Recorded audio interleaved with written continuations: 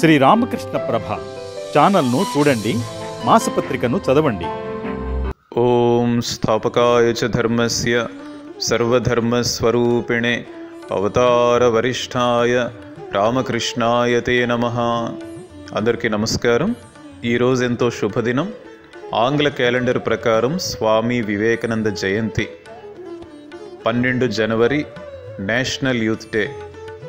1984లో భారతదేశ ప్రభుత్వం స్వామి వివేకానంద జయంతిని జాతీయ యువజన దినోత్సవంగా డిక్లేర్ చేయడం జరిగింది. 1985 నుండి మనం ఈ ఉత్సవాలు జరుపుకుంటున్నాం. అయితే ఈరోజు కూడా చాలామంది యువతకు ఈ విషయం తెలియదు. స్వామి వివేకానంద జయంతిని నేషనల్ యూత్ డేగా ఎందుకు జరుపుకుంటున్నాం?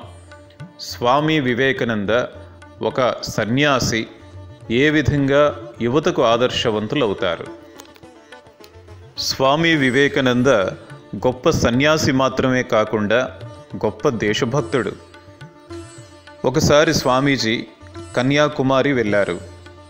కన్యాకుమారి అమ్మవారిని దర్శించుకొని అక్కడికి సముద్ర తీరానికి కొంచెం దూరంలో ఉన్న పెద్ద శిలను చూసి అది ధ్యానం చేసుకోవడానికి ఎంతో అనుకూలమైన ప్రదేశమని భావించి ఈత కొట్టుకుంటూ అక్కడికి చేరుకున్నారు.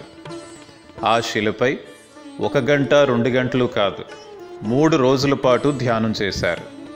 1892 డిసెంబర్ 24th, 25th, 26th 3 రోజుల పాటు కంటిన్యూస్గా పగలు రాత్రి నిద్ర ఆహారం లేకుండా ధ్యానం చేశారు.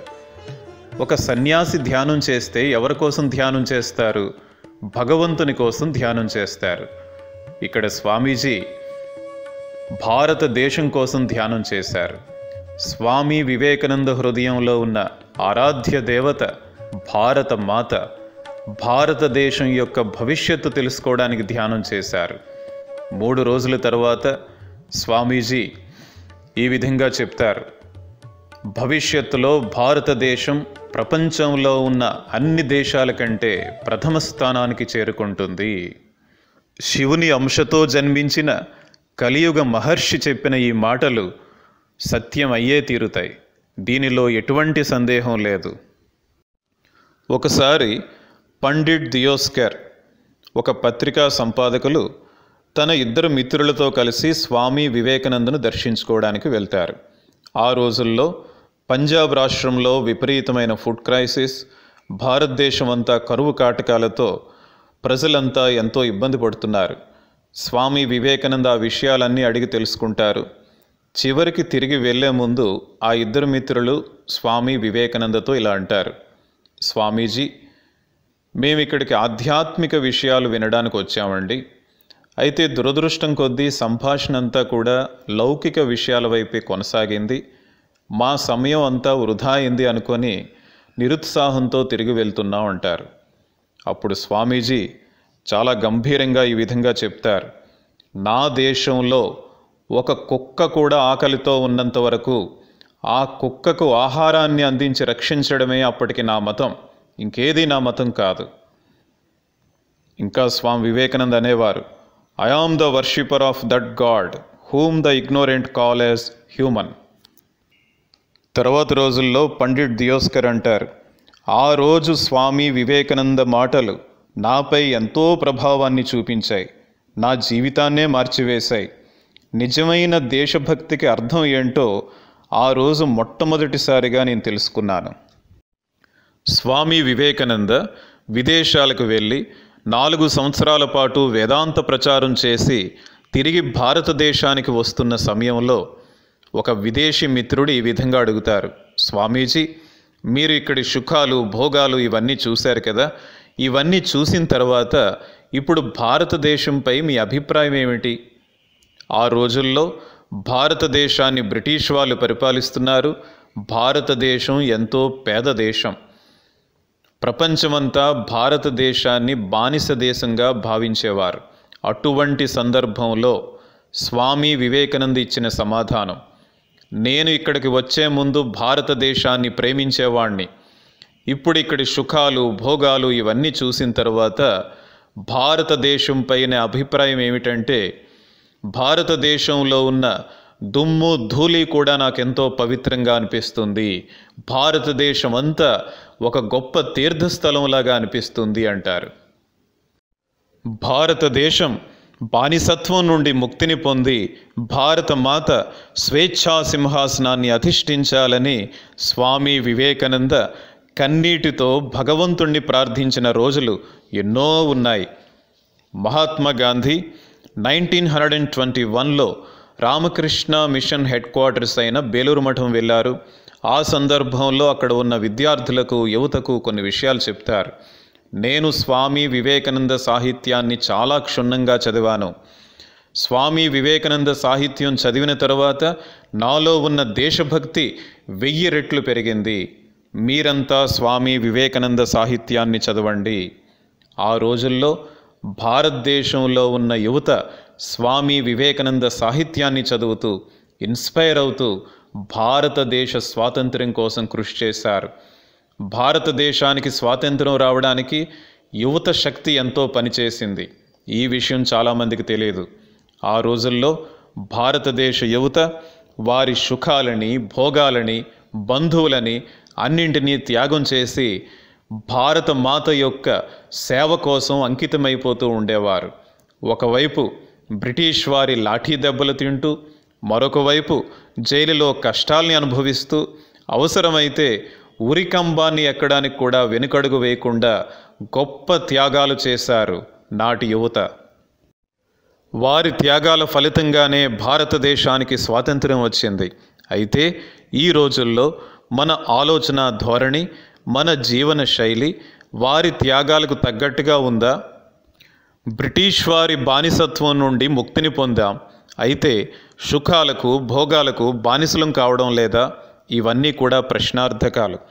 భారతదేశానికి స్వాతంత్ర్యం రావడం, మనం లక్ష్యం చేరుకోవడంలో మొదటి అడుగు మాత్రమే.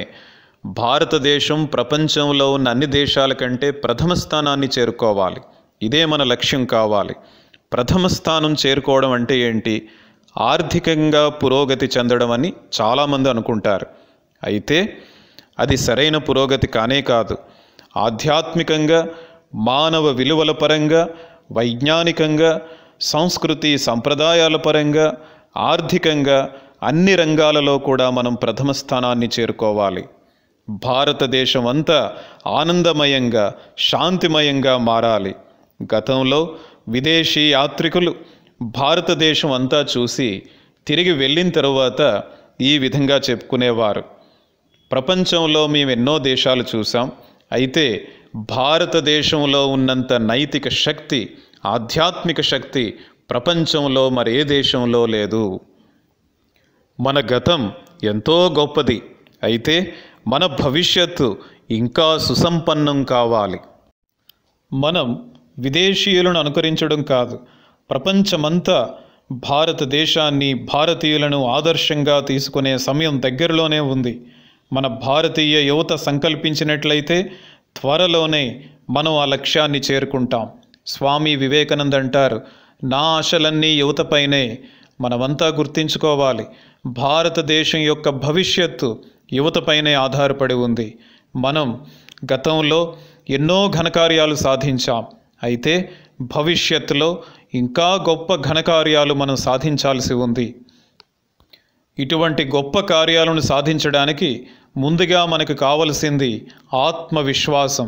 మనపై మనకు విశ్వాసం, మనలో ఉన్న అనంతమైన శక్తిపై మనకు విశ్వాసం.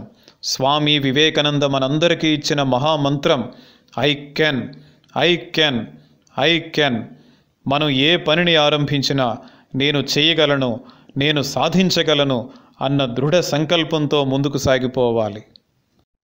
మనం ఏదైనా గొప్ప కార్యాన్ని ఆరంభించినప్పుడు ఎన్నో అవరోధాలు, అపజయాలు వచ్చే అవకాశం ఉంది.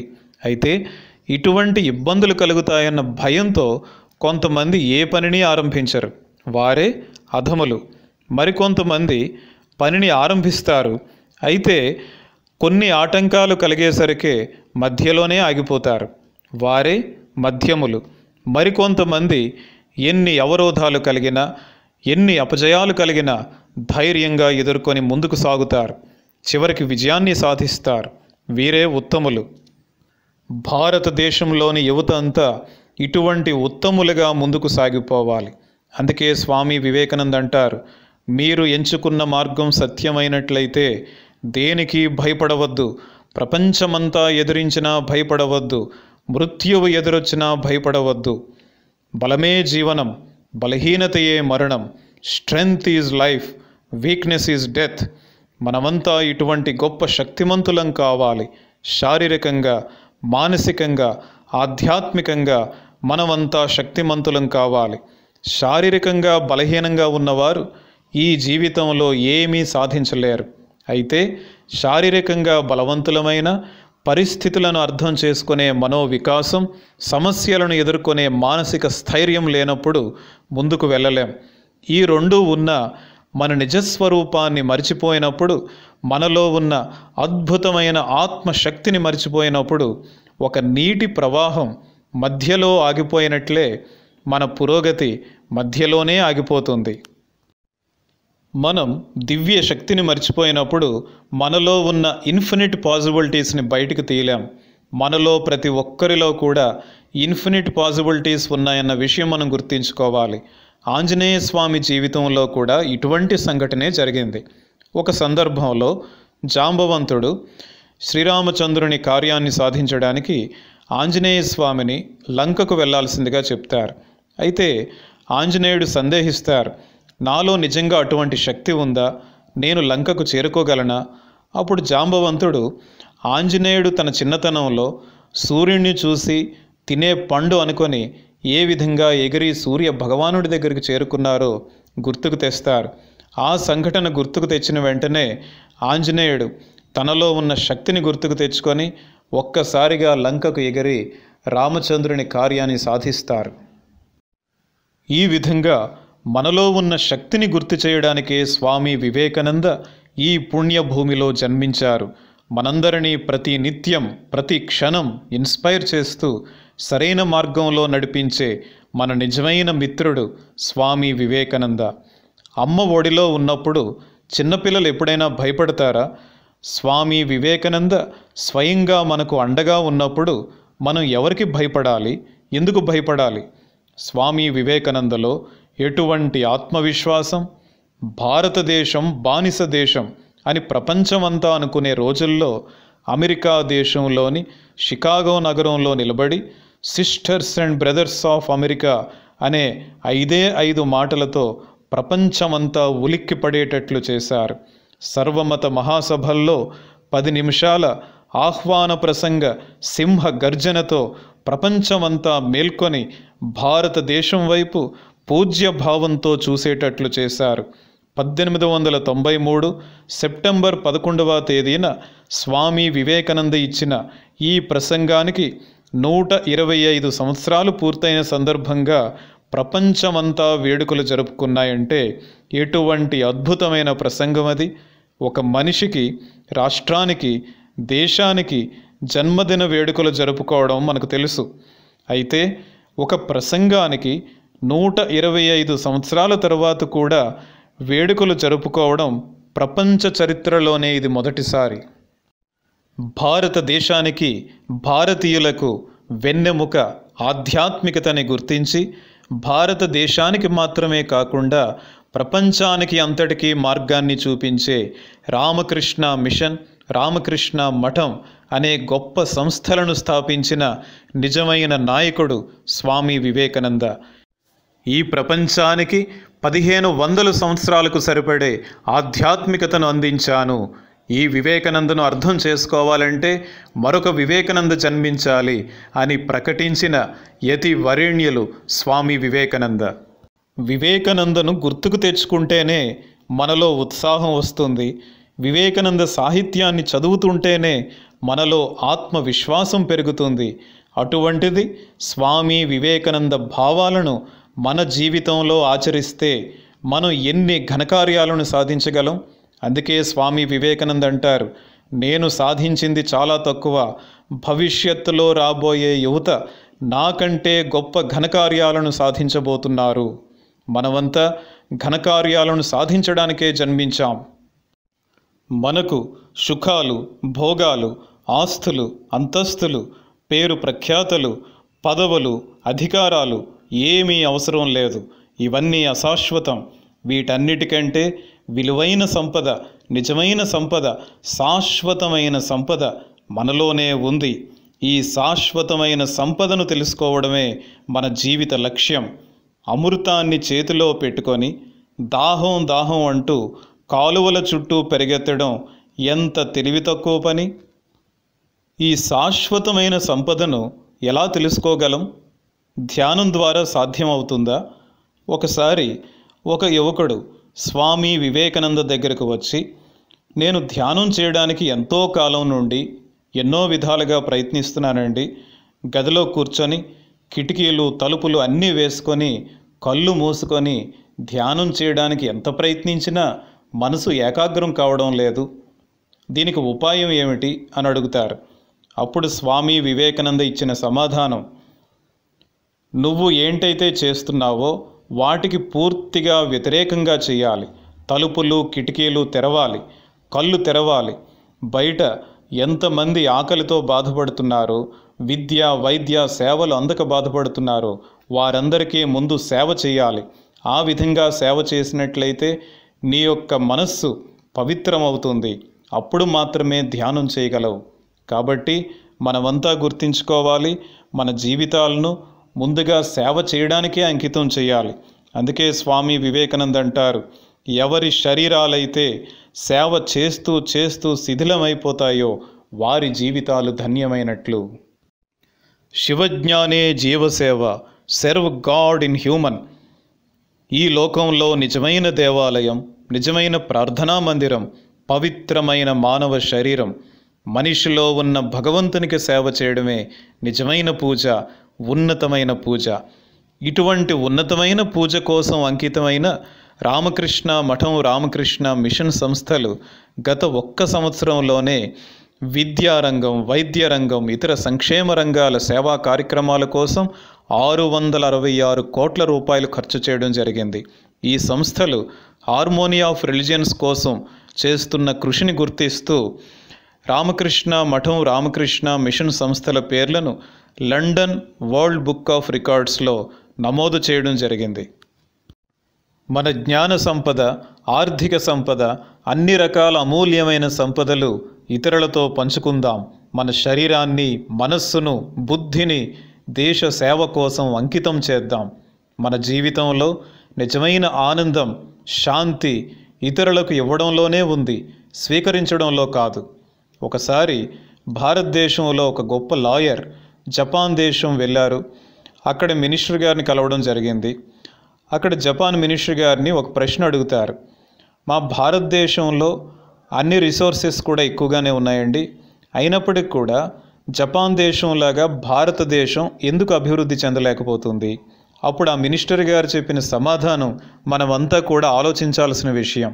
ఏమని చెప్తారంటే, జపాన్ దేశంలో 6 మిలియన్ల పౌరులున్నారు, భారతదేశంలో 600 మిలియన్ల వ్యక్తులున్నారు. పౌరులంటే నేను ఇతరులకు ఏం సేవ చేయగలను, నా దేశానికి ఏమి ఇవ్వగలను అని ప్రశ్నించుకునేవారు. వ్యక్తులంటే ఎప్పుడూ కూడా తన స్వార్థం కోసం ఆలోచించేవారు. నా దేశం నాకేమిచ్చింది అని ప్రశ్నించుకునేవారు. కాబట్టి మన భారతదేశంలో, మన భారతీయుల్లో ఈ స్వార్థం తగ్గి నిస్వార్థం పెరిగినట్లయితే, మనం ఇతరుల కోసం ఆలోచించినట్లయితే, ఇతరుల కోసం సేవ చేసినట్లయితే తప్పకుండా త్వరలోనే భారతదేశం ప్రథమ స్థానాన్ని చేరుకుంటుంది. అందుకే స్వామి వివేకానంద అంటారు, they alone live who live for others, the rest are more dead than alive. మనం ఉదయం లేచిన వెంటనే ప్రశ్నించుకోవాలి, నేను నా స్వార్థం కోసం జీవిస్తున్నానా, ఇతరుల కోసం జీవిస్తున్నానా? మన స్వార్థం కోసం జీవించినట్లయితే మనం మరణించిన వారితో సమానం. ఈ విషయాన్ని మనం ఎప్పుడూ కూడా మర్చిపోకూడదు. భారతదేశంలో ఒక ఊరుంది. ఆ ఊరిలో రోడ్డు ప్రక్కనే ఒక తండ్రి, కొడుకు చెప్పులు కుట్టుకుంటూ తమ జీవనాన్ని కొనసాగిస్తున్నారు. ఇది గమనిస్తున్న ఒక అతను ఒకరోజు వారి దగ్గరికి వెళ్ళి కాసేపు మాట్లాడతారు. ఆ అబ్బాయిని అడుగుతారు, చూడు, నీ వయసు వాళ్ళు ఎంతోమంది చక్కగా స్కూల్కి వెళ్తున్నారు, చదువుకుంటున్నారు, మరి నీకు చదువు అంటే ఆసక్తి లేదా? ఆ అబ్బాయి అంటాడు, నాకు చదువు అంటే ఎంతో ఇష్టం అండి, అయితే అవకాశం లేక వెళ్ళలేకపోతున్నాను. ప్రక్కనే ఉన్న తండ్రి అంటారు, మా అబ్బాయి స్కూల్కి వెళ్ళినట్లయితే మాకు జీవనోపాధి ఎంతో ఇబ్బంది అవుతుంది, మా అబ్బాయిని చదివించడం నాకు కూడా ఎంతో ఇష్టం అంటారు. ఈ విషయాన్ని ఇక్కడితో వదిలిపెట్టేయకుండా అతను ఇంటికి వెళ్ళి ఈ విషయం గురించి దీర్ఘంగా ఆలోచిస్తారు, స్టడీ చేస్తారు. ఈ విధంగా ఆసక్తి ఉన్నా సరే అవకాశాలు లేక ఎంతమంది చదువుకోలేకపోతున్నారని. తనకు తెలిసిన ఆశ్చర్యమైన విషయం ఏంటంటే, ఈ భారతదేశంలో కొన్ని వేల మంది, లక్షల మంది ఈ విధంగా చదువుకోవాలనే ఆసక్తి ఉన్నప్పటికీ కూడా అవకాశాలు లేక చదువుకోలేకపోతున్నారు. వారు ఎన్నో సేవా కార్యక్రమాలను ఆరంభించారు. ఆ సేవలు చేస్తున్నప్పుడు వారికి ఎన్నో రకాలైన ఇబ్బందులు, అవరోధాలు వచ్చినా సరే భయపడకుండా ముందుకు వెళ్ళారు. ఆ సేవా కార్యక్రమాలు ఎంతో ప్రయోజనకరంగా మారాయి. ఈ విషయాన్ని గుర్తించిన ప్రపంచం వారికి నోబెల్ ప్రైజ్ కూడా ఇవ్వడం జరిగింది. వారి పేరే కైలాష్ సత్యార్థి. అయితే మనం ఇటువంటి చక్కని సంఘటనలు, ఉదాహరణలు చెప్పుకుంటూ ఆనందించడం మాత్రమే కాదు, మనమంతా కూడా ప్రశ్నించుకోవాలి. నేను నా జీవితంలో ఇతరుల మంచి కోసం ఏం చేస్తున్నాను? ప్రతి ఒక్కరూ కూడా ఈ విధంగా ప్రశ్నించుకోవాలి. ఈ రోజుల్లో సైన్స్ అండ్ టెక్నాలజీ ఎంతో అభివృద్ధి చెందుతుంది. అయితే రోజు రోజుకి మనిషి హృదయం మాత్రం సంకుచితమైపోతుంది. ఈ విశ్వమంతా టెక్నాలజీతో దగ్గరవడం చాలా మంచిదే. అయితే మానసికంగా మనమంతా దగ్గర అవ్వాలి. మనిషి భౌతికంగా అందరితో కలిసి జీవిస్తున్నాడు. అయితే మానసికంగా మాత్రం ఒంటరివాడైపోతున్నాడు. ఏదో తెలియని అసంతృప్తి, అశాంతితో మనిషి తనకు తెలియకుండానే ద్వేషాన్ని ఆహ్వానిస్తున్నాడు. వెలుగు ఉన్న చోట చీకటికి స్థానం ఉండదు. అందుకే మన మనసుని ప్రేమతో నింపినట్లయితే ద్వేషం దూరం అవుతుంది. అందుకే స్వామి వివేకానంద అంటారు, expansion is life, contraction is death, love is expansion, hatred is contraction. మనకు మేధస్సుతో పాటు విశాల హృదయం కావాలి. మనలో ప్రేమ లేనప్పుడు మనం మానవులమే కాదు, మనలో ఈ విశాల హృదయం లేనప్పుడు వినాశనానికి చేరువవుతాం. అందుకే శారదమ్మ అంటారు, ఈ లోకంలో పరాయి వారు ఎవ్వరూ లేరు, అందరూ నీ స్వంతవారే. మనం మానవులుగా జన్మించాం, మానవులుగా జీవిద్దాం, మనీషులుగా మరణిద్దాం. మరణం అనేది తప్పనిసరైనప్పుడు రాళ్ళు రెప్పల్లాగా ఎందుకు అంతరించిపోవాలి? మనిషిగా జన్మించినందుకు ఏదో ఒకటి సాధిద్దాం. మనిషి జన్మించినప్పుడు ఏడుస్తాడు, లోకమంతా ఆనందిస్తుంది. మనం ఎంత అర్థవంతమైన జీవితాన్ని గడపాలంటే మనం మరణించినప్పుడు ఆనందంగా, తృప్తిగా, చిరునవ్వుతో మరణించాలి. ఇంత గొప్పవారిని కోల్పోయామా అని లోకమంతా శోకంలో మునిగిపోవాలి. ఈ లోకంలో 4 రకాల మానవులున్నారని సంతపురుషుడు, కవి భర్తృహరి చెప్తారు. మొదటివారు ఇతరుల కోసమే జీవిస్తారు, ఇతరుల కోసం తమ జీవితాన్ని అంతా అర్పిస్తారు. అవసరమైతే ఇతరుల కోసం తమ ప్రాణాల్ని కూడా త్యాగం చేయడానికి సిద్ధపడతారు. ఇక 2వ తరగతికి చెందినవారు ఎప్పుడూ కూడా ఇతరులకు ఏదో సేవ చేయాలన్న తపన వారిలో ఎక్కువగా ఉంటుంది. ఇతరులకు సేవ చేయాలనే తమ జీవితం అంతా కూడా ప్రయత్నిస్తూ ఉంటారు. ఇక 3వ తరగతికి చెందినవారు తమ స్వార్థ ప్రయోజనాల కోసం ఇతరులకు హాని చేయడానికి కూడా ఏమాత్రం వెనుకడుగు వేయరు. ఇక 4వ తరగతికి చెందినవారు ఏ కారణం లేకుండా తమ జీవితం అంతా ప్రతి నిత్యం, ప్రతి క్షణం ఇతరులకు హాని చేస్తూనే ఉంటారు. ఎందుకు హాని చేస్తున్నారో ఏ కారణం ఉండదు. ఇటువంటి వారిని ఏ పేరుతో పిలవాలో కూడా నాకు అర్థం అవడం లేదు అంటారు ఆ సంతపురుషుడు. కాబట్టి మనమంతా గుర్తించుకోవాలి, మనలో నిస్వార్థాన్ని పెంచుకున్నప్పుడే మనం నిజమైన మానవులుగా జీవించగలం. స్వామి వివేకానంద భావాలకు ఎంతో ఇన్స్పైర్ అయ్యి తన దేశాన్ని, బంధువులను, సుఖాలను, సంపదలను వదిలి తన జీవితాన్నంతా భారతదేశం కోసం, భారతీయుల కోసం నివేదన చేసింది ఒక విదేశీ మహిళ, మనందరి సోదరి నివేదిత. మన కోసం ఒక విదేశీ మహిళ ఇటువంటి త్యాగాలు చేసినప్పుడు ఈ పవిత్ర భూమిలో, ఈ త్యాగ భూమిలో, మహర్షుల పరంపరలో జన్మించిన మనమంతా ఎటువంటి గొప్ప త్యాగాలు చేయాలి? గతంలో మన భారతీయులు కొన్ని వేల మంది, లక్షల మంది మనం స్వేచ్ఛగా జీవించాలని వారి ప్రాణాలను కూడా త్యాగం చేశారు. మనం మన స్వార్థాన్ని త్యాగం చేసి ఈ శరీరాన్ని దేశ సేవ కోసం ఎందుకు అంకితం చేయలేం? గొప్ప త్యాగాలతోనే గొప్ప ఘనకార్యాలు సాధించబడతాయి. మనం ఒక గొప్ప కార్యాన్ని చేపట్టినప్పుడు ఎన్నో అవమానాలు, తిరస్కారాలు రావచ్చు. వాటన్నింటినీ పట్టించుకునే సమయం మనకు లేదు. మనం వెనక్కి తిరిగి ఏమాత్రం సాధించాం అని ఫలితాల కోసం వేచి చూడాల్సిన అవసరం లేదు. కార్యం చేయడమే మన కర్తవ్యం. మిగిలిన భారమంతా భగవంతునిపైనే వదిలేద్దాం. ఈ ప్రపంచానికి నేను ఏమాత్రం చేయగలను అని సందేహించాల్సిన అవసరం లేదు. మనల్ని చూసి కొంతమంది, వారిని చూసి మరికొంతమంది ఇలా ఈ అఖండ సేవా యజ్ఞాన్ని కొనసాగిస్తూ చివరికి ప్రపంచమంతా త్యాగం, సేవ ఆదర్శాలతో నిండిపోవాలి. మనమంతా ఈ త్యాగం, సేవ ఆదర్శాలతో, సేవా యజ్ఞంతో ముందుకే సాగుదాం. ఎప్పుడూ ముందుకే సాగుదాం. ఎల్లప్పుడూ ముందుకే సాగుదాం. లెండి, మేల్కొండి, గమ్యం చేరే వరకు విశ్రమించకండి. Arise, awake and stop not till the goal is reached. May Swami Vivekananda inspire us. ఇప్పుడు మనం కొన్ని ప్రశ్నలకు సమాధానాలు చూద్దాం. మొదటి ప్రశ్న, స్వామి వివేకానంద అన్ని సమస్యలకు పరిష్కారం విద్య అని చెప్తారు. అయితే ఈ రోజుల్లో మనం విద్యారంగంలో, ఆర్థిక రంగంలో పురోగతి చెందుతున్నప్పటికీ రోజు రోజుకి మనిషి వ్యక్తిగత జీవితంలో, సామాజిక జీవితంలో అసంతృప్తి, అశాంతి పెరుగుతున్నాయి. దీనికి కారణం ఏమిటి? ఉపాయం ఏమిటి?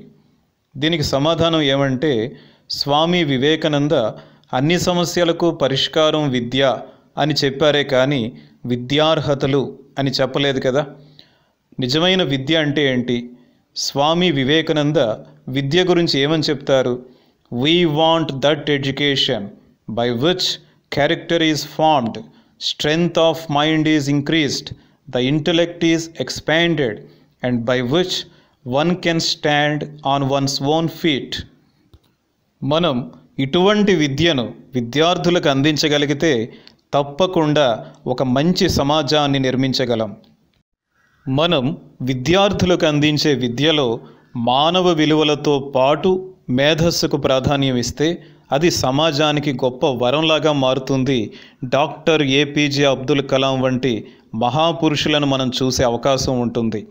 ఆ విధంగా కాకుండా మనం మానవ విలువలకు ఎటువంటి ప్రాధాన్యం ఇవ్వకుండా మేధస్సుకు మాత్రమే ప్రాధాన్యం ఇచ్చినట్లయితే అది ఈ సమాజానికి ఒక శాపంలాగా మారుతుంది. అమెరికాలో జరిగిన 9/11 వంటి సంఘటనలతో ఈ సమాజం తల దించుకోవలసి వస్తుంది. అందుకే స్వామి వివేకానంద అంటారు, bring light to the poor, bring more light to the rich, for the need it more than poor. Bring light to the ignorant, bring more light to the educated, for the vanities of education system at our time are tremendous. అందుకే మనమంతా గుర్తించుకోవాలి, విలువలతో కూడిన విద్యకు ప్రాధాన్యం ఇచ్చినట్లయితే ఈ సమాజం గొప్ప సమాజంగా మారుతుంది. మనం ఒక మంచి సమాజాన్ని నిర్మించే అవకాశం ఉంటుంది. రెండవ ప్రశ్న, కొంతమంది జీవితాల్లో చూస్తే స్కూల్ డేస్లో మంచి విద్యార్థులుగా ఉంటూ కొంత వయసు తర్వాత వ్యసనాలకు బానిసలు అవుతున్నారు. వీటి నుండి ఏ విధంగా దూరంగా ఉండగలం? దీనికి సమాధానం ఏమంటే, మన జీవిత లక్ష్యాన్ని కొన్ని విద్యార్హతలను సంపాదించడానికో లేదా ఒక ఉద్యోగాన్ని, డబ్బులను సంపాదించడానికో పరిమితి చేసుకున్నప్పుడు మనకు తెలియకుండానే ఇటువంటి సమస్యలు వస్తూ ఉంటాయి. ఎందుకంటే ఆ చిన్న లక్ష్యాన్ని చేరుకున్న తర్వాత జీవితం అంతా ఏం చేయాలో వాళ్ళకి అర్థం కాదు. అందుకే ఈ విధంగా జీవితాన్ని వృధా చేసుకుంటూ ఉంటారు. అందుకే మన జీవితంలో ఒక ఉన్నతమైన లక్ష్యం ఉండాలి. ఆ లక్ష్యాన్ని చేరుకోవడానికి విద్యార్హతలు వంటివన్నీ కూడా చిన్న చిన్న లక్ష్యాలుగా మారాలి. రెండవ ఉపాయం, మన శరీరానికి ఆకలి వేస్తున్నట్లే మన మనసుకు కూడా ఆకలి వేస్తుంది. దానికి సరైన సమయంలో సరైన ఆహారాన్ని అందించాలి. లేదంటే అది చెడు ఆహారానికి అలవాటైపోతూ ఉంటుంది. మనం ఒక మంచి దినచర్యను అలవర్చుకోవాలి. తెల్లవారుజామున 4 నుండి 6 గంటల మధ్యలో మేలుకోవడం, కాసేపు ధ్యానం, యోగాసనాలు చేయడం, స్వామి వివేకానంద సాహిత్యాన్ని చదవడం, రోజంతా మనం ఏ పని చేస్తున్నా పూర్తిగా మనసు పెట్టి ఏకాగ్రతతో చేయడం, రాత్రి వీలైనంత త్వరగా 9 నుండి 11 గంటల మధ్యలో పడుకోవడం. ఇలా ఒక మంచి దినచర్యను అలవర్చుకున్నట్లయితే మన మనస్సు ఎంతో ఆనందంగా, ఉత్సాహంగా, తృప్తిగా ఉంటుంది.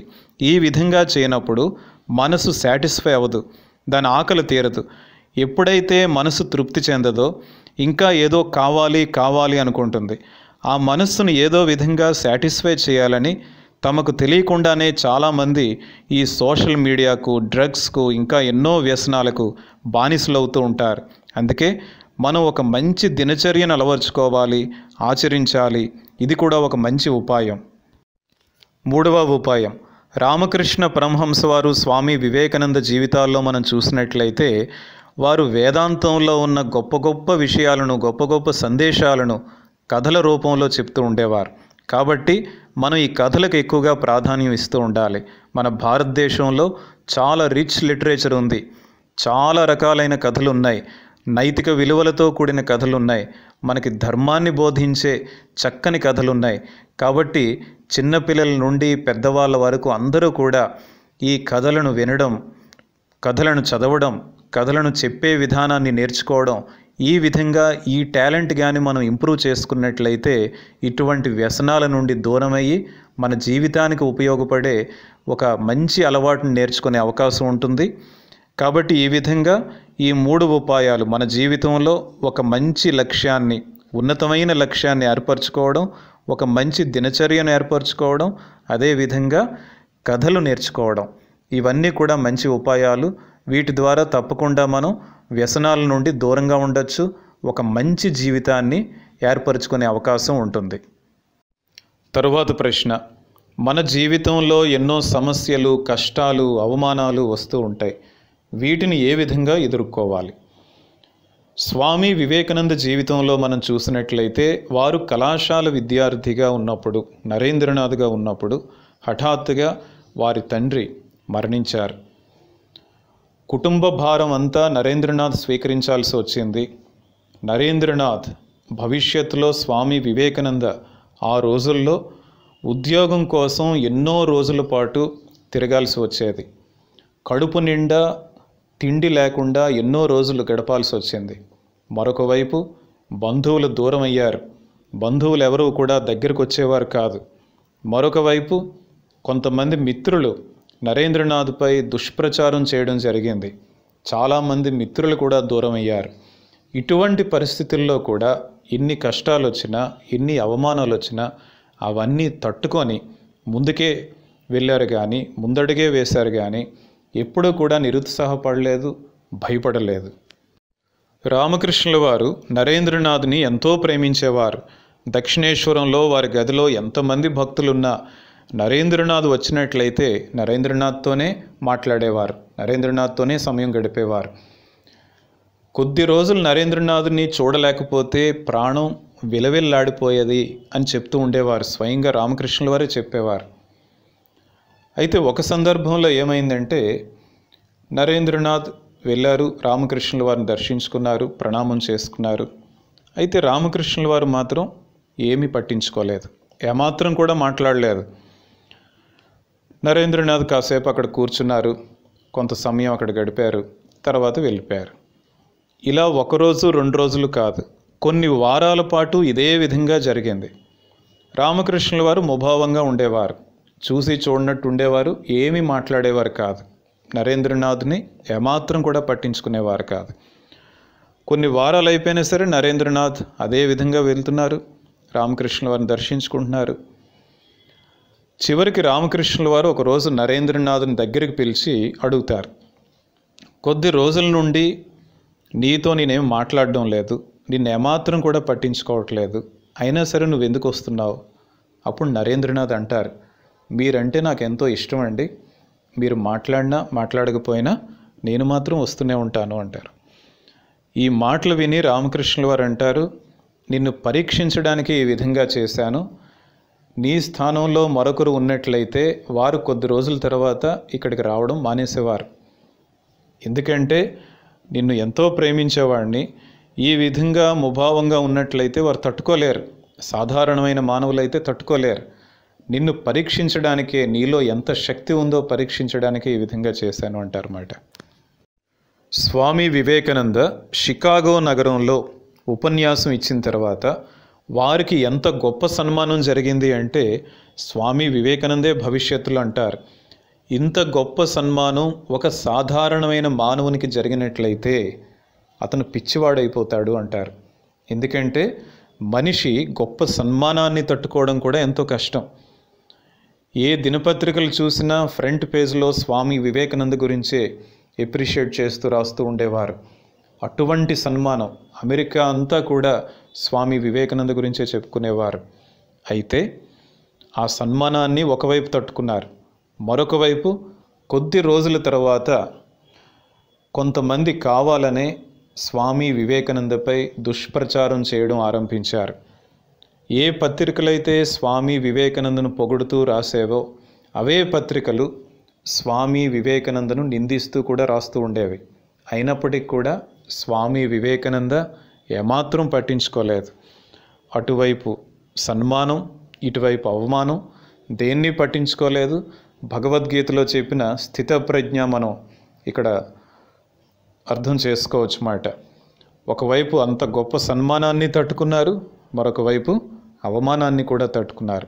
కాబట్టి మనం గుర్తుంచుకోవాలి, ఎప్పుడైతే మనలో ఉన్న అనంతమైన శక్తిపై మనకు విశ్వాసం ఉంటుందో మనం ఎప్పుడూ కూడా ఇటువంటి సమస్యలకి, కష్టాలకి, అవమానాలకి మనం ఏమాత్రం పట్టించుకోము. భయపడకుండా వాటిని ఎదుర్కొని ముందుకు వెళ్ళే అవకాశం ఉంటుంది. తరువాత ప్రశ్న, మన జీవితంలో ఆత్మవిశ్వాసాన్ని ఏ విధంగా పెంచుకోగలం? స్వామి వివేకానంద అంటారు, విశ్వాసం విశ్వాసం, మనపై మనకు విశ్వాసం, భగవంతునిపై విశ్వాసం, ఇదే విజయానికి రహస్యం. ఇక్కడ మనం రెండు విషయాలు గుర్తుంచుకోవాలి. ముందుగా మనపై మనకు విశ్వాసం ఉండాలి. మనం అన్ని సందర్భాల్లో కూడా నేను చేయగలను, నేను సాధించగలను అన్న ఆత్మవిశ్వాసంతో మనం ముందుకు వెళ్తూ ఉండాలి. All power is with in me, I can do anything and everything అనే మాటలు మనం ప్రతినిత్యం కూడా గుర్తుంచుకుంటూ ఉండాలి. స్వామి వివేకానంద జీవితంలో చూసినట్లయితే వారి బాల్యం నుండి కూడా ఏ సందర్భంలో కూడా సెల్ఫ్ కాన్ఫిడెన్స్ని కోల్పోలేదు. అదేవిధంగా భగవంతునిపై విశ్వాసాన్ని మనం పెంచుకోవాలి. స్వామి వివేకానంద జీవితంలో చిన్నప్పటి నుంచి కూడా భగవంతుడంటే ఎంతో భక్తి. తనకి ఎన్ని సమస్యలు వచ్చినా, కష్టాలు వచ్చినా భగవంతుడిని మాత్రం మర్చిపోలేదు, భగవంతునిపై విశ్వాసాన్ని కోల్పోలేదు. ఈ రెండు కూడా మనలో ఉండాలి. చాలామంది చేసే పొరపాటు ఏంటంటే సెల్ఫ్ కాన్ఫిడెన్స్కి బాగా ఎక్కువగా ఇంపార్టెన్స్ ఇచ్చి భగవంతునిపై విశ్వాసం అన్న మాటను పూర్తిగా మర్చిపోతూ ఉంటారు. అయితే మనకు కొన్ని లిమిటేషన్స్ ఉంటాయి. ఎప్పుడైతే బాగా ఎక్కువ కష్టాలు వస్తూ ఉంటాయో, అవమానాలు వస్తూ ఉంటాయో, మనం మనపై మాత్రమే ఆధారపడినట్లయితే వాటిని తట్టుకోవడం కష్టం అవుతుంది. అందుకే ప్రతి సందర్భంలో కూడా మనం భగవంతుని నామం స్మరిస్తూ భగవంతునిపైన కూడా విశ్వాసాన్ని పెంచినట్లయితే ఆ భారం అంతా కూడా చిన్నపిల్లలు అమ్మపైనే భారం పెట్టినట్లు మన భారం భగవంతునిపైన పెట్టినట్లయితే మన జీవితంలో ఎన్ని సమస్యలు వచ్చినా, కష్టాలు వచ్చినా తట్టుకొని సెల్ఫ్ కాన్ఫిడెన్స్తో మనం ముందుకు వెళ్ళే అవకాశం ఉంటుంది. తర్వాత ప్రశ్న, మన జీవితంలో ఏకాగ్రతను ఏ విధంగా పెంచుకునే అవకాశం ఉంది? ఒకసారి స్వామి వివేకానంద వారి గదిలో ఉన్నారు. అదే సమయంలో వారి శిష్యులు గదిలోకి వస్తారు. ఆ శిష్యుని దృష్టి అక్కడ ఉన్న కొన్ని పుస్తకాల వైపుకు వెళ్తుంది. ఎన్సైక్లోపీడియా ఆఫ్ బ్రిటానికా, పెద్ద పెద్ద పుస్తకాలు, చాలా వాల్యూమ్స్ ఉంటాయి. వాటిని చూస్తూ ఆ శిష్యుడు స్వామీజీతో అంటారు, ఒక మనిషి తన జీవితకాలంలో ఈ పుస్తకాలన్నీ చదవడం అసాధ్యం అంటారు. అప్పుడు స్వామీజీ అంటారు, ఏం చెప్తున్నావు నువ్వు? కొద్ది రోజుల క్రితమే వీటిలో చాలా భాగాలు నేను ఇప్పటికే చదివేశాను, కావాలంటే నువ్వు వాటిలో ప్రశ్నలు కూడా అడగవచ్చు అంటారు. అప్పుడు ఆ శిష్యుడు కొన్ని ప్రశ్నలు అడిగితే చక్కగా స్వామి వివేకానంద ఉన్నది ఉన్నట్టుగా చెప్తారు. అప్పుడు ఆ శిష్యుడు ఎంతో ఆశ్చర్యంగా, స్వామీజీ మీలో ఇటువంటి జ్ఞాపక శక్తి ఏ విధంగా వచ్చిందండి అని అడుగుతారు. అప్పుడు స్వామి వివేకానంద ఇచ్చిన సమాధానం ఏమంటే, మీలో ప్రతి ఒక్కరిలో కూడా ఇటువంటి జ్ఞాపక శక్తి ఉంది. దీనికి ముఖ్యంగా పునాది ఏంటి అంటే మనసుని పవిత్రంగా ఉంచుకోవాలి. ఎప్పుడైతే మన మనసు పవిత్రం అవుతుందో ఏకాగ్రత పెరుగుతుంది. ఏకాగ్రత పెరిగినట్లయితే జ్ఞాపక శక్తి పెరుగుతుంది. స్వామి వివేకానంద జీవితంలో బాల్యం నుండి మనం చూసినట్లయితే వారు ఏ పనిని చేసినా ఎంతో ఏకాగ్రంగా చేస్తూ ఉండేవారు. ఆ విధంగా చేయడం వలన తక్కువ సమయంలోనే వారి పాఠ్య పుస్తకాలు కూడా చదవగలిగేవారు. దానివల్ల మిగిలిన సమయం అంతా కూడా వేరే మంచి పుస్తకాలు చదవడం, అదేవిధంగా ఆటలకి, పాటలు నేర్చుకోవడానికి, నాటికలు వేయడానికి, ఇటువంటివి ఏ రంగంలో చూసినా సరే స్వామి వివేకానంద ఎక్సెల్ అవుతూ ఉండేవారు చిన్నప్పటి నుంచే. దానికి ముఖ్యమైన కారణం ఏంటంటే వారు ఏ పని చేస్తున్నా సరే, రోజంతా ఏ చిన్న పని చేస్తున్నా పూర్తి ఏకాగ్రతతో చేస్తూ ఉండేవారు. అంటే మనసంతా కూడా ఆ పనిపైనే పెట్టేవారు. మనం ఆ విధంగా చేయగలిగితే ధ్యానం చేసినప్పుడు కూడా మనస్సు దానంతటదే ఏకాగ్రం అవుతూ ఉంటుంది. కాబట్టి స్వామి వివేకానంద చెప్పిన విషయం ఏమంటే ఈ శక్తి ప్రతి ఒక్కరిలో కూడా ఉంది. అయితే దానికి ముఖ్యంగా పునాది ఏంటి? మనస్సుని పవిత్రం చేసుకోవాలి. మనస్సు పవిత్రమైనట్లయితే ఏకాగ్రత, జ్ఞాపక శక్తి వాటంతటవే పెరుగుతూ ఉంటాయి. తర్వాత ప్రశ్న, మనం ఇతరులకు ఎందుకు సేవ చేయాలి? ఈ విధంగా మనం సేవ చేయడం వలన మనకు కలిగే ప్రయోజనం ఏంటి? ధర్మరాజు జీవితంలో జరిగిన సంఘటన. ధర్మరాజు చివరి రోజుల్లో ఒక అతను ధర్మరాజుని ప్రశ్నిస్తారు, మీరు జీవితం అంతా ధర్మం ధర్మం అనుకుంటూ జీవించారు కదా, దీనివలన మీకు కలిగిన ప్రయోజనం ఏంటి? అప్పుడు ధర్మరాజు అంటారు, ధర్మాన్ని ఆచరించడం వలన ప్రయోజనం కలుగుతుందని నేను ఆచరించలేదు. అది నా స్వభావం కాబట్టి ధర్మాన్ని ఆచరించాను. అదేవిధంగా సేవ చేయడం అన్నది మనిషి స్వభావం, మానవుని సహజమైన స్వభావం సేవ చేయడం. ఆ సహజమైన గుణం మనలో లేదు అంటే మనం మానవులమే కాదు. ఇంకా చూసినట్లయితే ఈ విధంగా సేవ చేయడం వలన మన మనస్సు పవిత్రం అవుతుంది. మనం ఎంత చిన్న సేవను, ఎంత చిన్న మంచి పనిని ఇతరుల కోసం చేసినట్లయితే దానివల్ల ఏమవుతుందంటే మనకు తెలియకుండానే ఒక రకమైన నిజమైన ఆనందం, నిజమైన తృప్తి, నిజమైన శాంతి మనలో కలుగుతాయి.